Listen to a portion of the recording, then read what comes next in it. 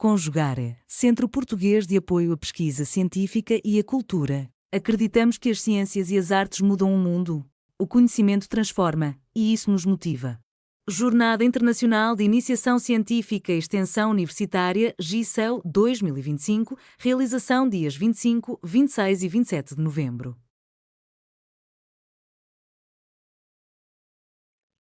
Olá, meu nome é Felipe Andrade da Rocha, junto do professor doutor Jefferson de Almeida Pinto.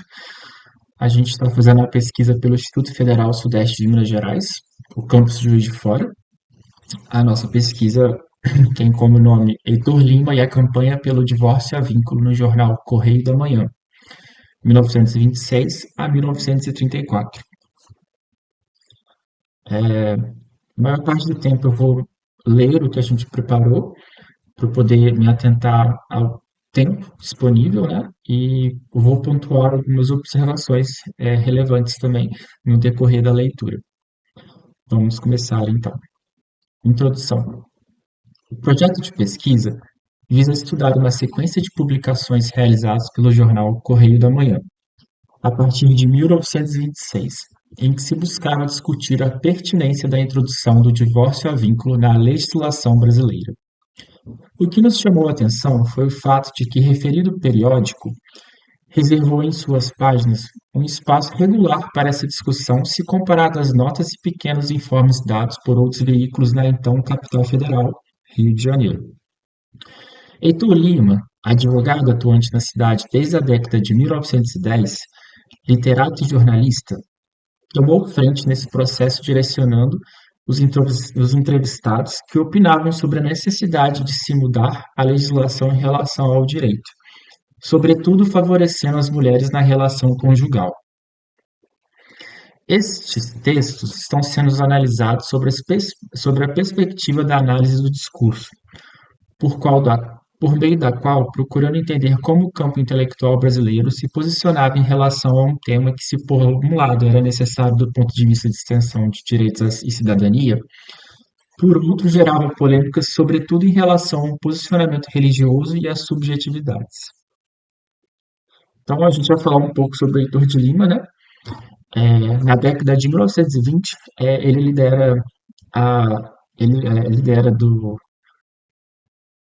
a campanha estabelecida pelo divórcio, né? Pelo jornal Correio da Manhã, o divórcio a vínculo no Brasil.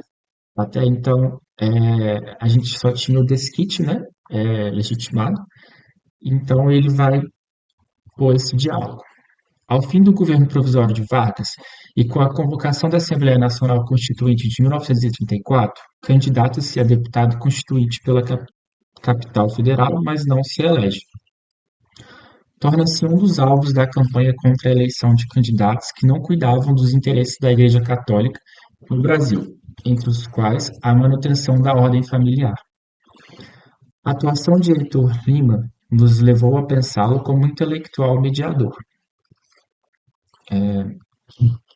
Heitor Lima, né, nasceu em 1887 e faleceu em 1945. Formou-se em Direito pela Faculdade de Ciências Jurídicas e Sociais do Rio de Janeiro. Atuou como subdelegado de polícia no ano de 1915, cargo que deixou para dedicar-se à advocacia. Atuou em diversos casos da área civil e criminal, mas tinha especial atenção à literatura, chegando a lançar 2 livros de poesias. Foi um dos fundadores da Sociedade de Homens de Letras do Brasil e membro do Instituto de Advogados do Brasil. Tentou 2 vezes ser um imortal, candidatando-se à Academia Brasileira de Letras. Então, os objetivos da nossa pesquisa, né? O objetivo geral é estudar o movimento de ideias jurídicas sobre o divórcio e a família no Brasil no início do século XX. Os específicos são analisar o discurso de Heitor Lima sobre o divórcio, bem como sua articulação e intervenção sobre o tema. E também analisar a trajetória individual e intelectual de Heitor Lima e seu diálogo com as ideias jurídicas e outros juristas de seu tempo. Os específicos são estudar as redes de sociabilidade de Heitor Lima e sua constituição enquanto um intelectual mediador. estudar o olhar masculino sobre o direito das mulheres e sua articulação ou não ao movimento das feministas. Historicizar o posicionamento da Igreja em relação ao debate que se formou sobre a legislação do divórcio a vínculo e sua reação política a Heitor Lima. Agora a gente vai falar sobre a metodologia adotada. A pesquisa tem como corpus documental os documentos publicados na coluna Divórcio a Vínculo, Correio da Manhã, abre um inquérito a respeito, cuja coordenação esteve nas mãos de Heitor Lima. Esse movimento iniciou-se com maior assiduidade em 1926 e se estendeu até 1934, quando a Assembleia Nacional Constituinte, convocada por Getúlio Vargas, não aprovou a nova legislação que seria aprovada somente em 1977. Do ponto de vista editorial, o Correio da Manhã sempre se posicionava como um veículo de opinião, sem ligações com o governo e órgão de oposição. A coluna buscou ouvir referências da intelectualidade brasileira daqueles anos 1920, entre as quais escritores, médicos, artistas, advogados, entre os quais algumas poucas mulheres. A partir do fichamento desse material, procuramos identificar quem fala, de onde falam e os interesses discursivos que apresentam para se posicionarem em relação ao tema. A partir daí, é possível identificar quais relações de poder se apresentam por meio do discurso que podem ser identificadas através das formações discursivas que, no caso em tela, podem ser agrupadas por meio da questão religiosa, liberal e progressista, médica ou jurídica. Nesse sentido, é possível analisar, por meio das referências e citações elencadas no texto, a força da cultura religiosa ou jurídica capaz de posicionar o entrevistado quanto ao tema do divórcio. Assim também, silêncios e não ditos, como a ausência das vozes femininas ou populares, também são sintomáticos das relações sociais e de poder quanto aos direitos, sobretudo referido às mulheres. Pode-se perceber também as estratégias discursivas adotadas para a produção de efeitos e sentidos, entre os quais morais, racionais, sentimentais e técnicos. Valendo-se para isto de recursos como modalizações, quando são utilizadas expressões como é preciso, devemos, não se pode permitir, e oposições binárias, onde se percebem expressões como família versus degradação ou moral cristão versus degeneração.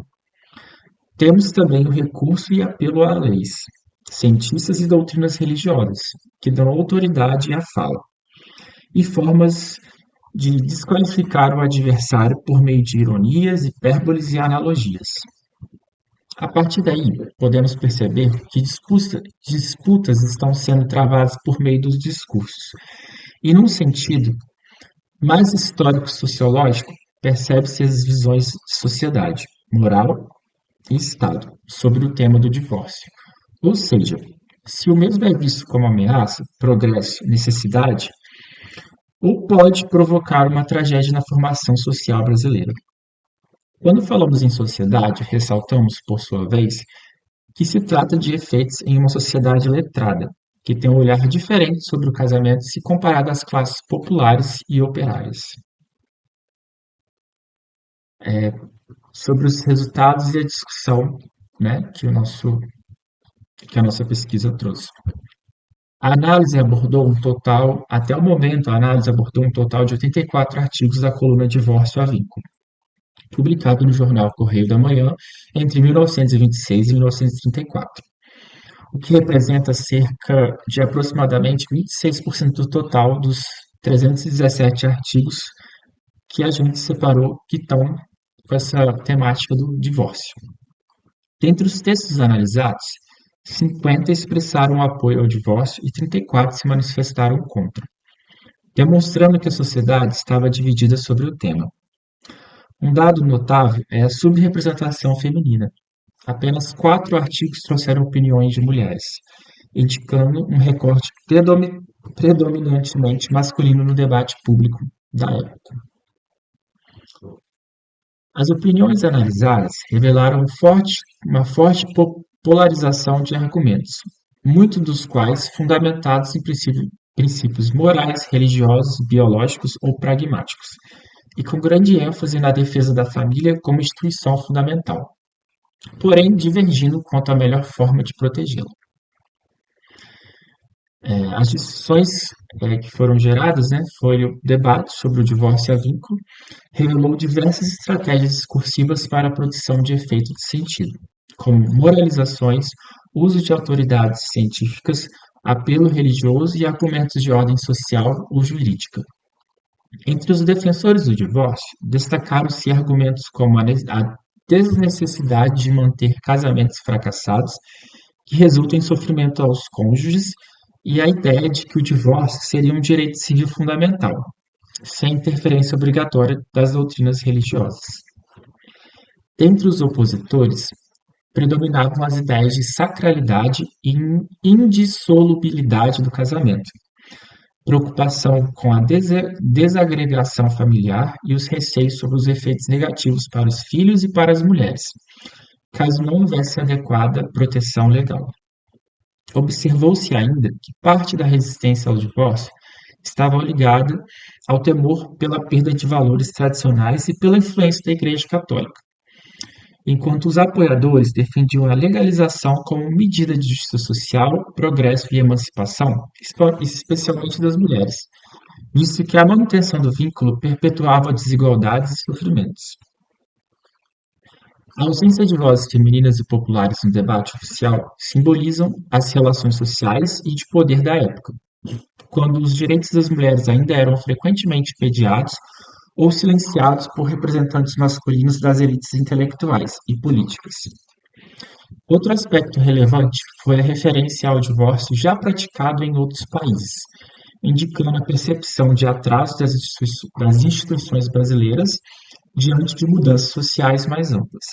Em síntese, o material evidencia que o debate extrapolava o campo jurídico e religioso, tocando também questões sociológicas e políticas, sobretudo no que se refere à cidadania e à redefinição dos papéis de gênero.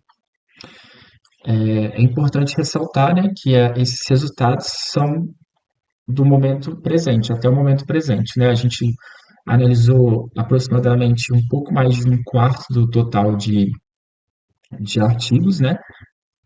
E esses são os resultados que a gente encontrou até o momento. As conclusões, que também são até o momento da pesquisa, que ainda está em andamento, é o estudo da campanha pelo divórcio a vínculo, liderado por Heitor Lima no Correio da Manhã, mostra que o tema dividia profundamente o campo intelectual brasileiro do início do século XX. A análise dos discursos evidencia uma sociedade em transformação, marcada por conflitos entre tradição e modernidade, moralidade religiosa e direitos civis, desigualdades de gênero e demandas de emancipação. O baixo número de depoimentos femininos reforça a necessidade de maior representatividade e escuta das vozes diretamente afetadas pelas transformações sociais e jurídicas. É isso, eu agradeço a atenção e estamos aí. Realização Conjugare, Centro Português de Apoio à Pesquisa Científica e à Cultura. Apoio Editora Cravo. Inscreva-se no canal, comente, curta e compartilhe. Obrigado por assistir.